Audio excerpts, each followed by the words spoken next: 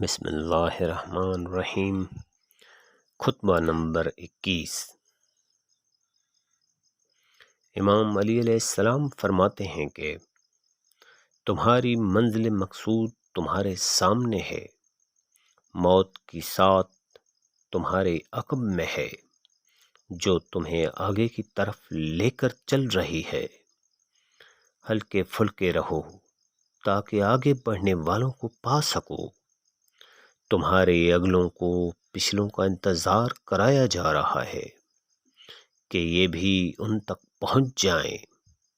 سید رضی فرماتے ہیں کہ یہ کلام میں خدا اور رسول صلی اللہ علیہ وآلہ وسلم کے بعد جس کلام سے بھی ان کلمات کا موازنہ کیا جائے تو حسن و خوبی میں ان کا پلہ بھاری رہے گا اور ہر حیثیت سے بڑھے چڑھے رہیں گے۔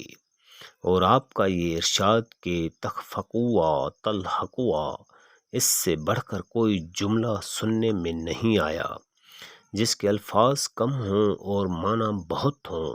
اللہ اکبر! کتنے اس کلمہ کے معنی بلند اور اس حکمت کا سر چشمہ صاف و شفاف ہے، اور ہم نے اپنی کتاب خصائص میں اس فقرے کی عظمت اور اس کے معنی کی بلندی پر روشنی ڈالی ہے۔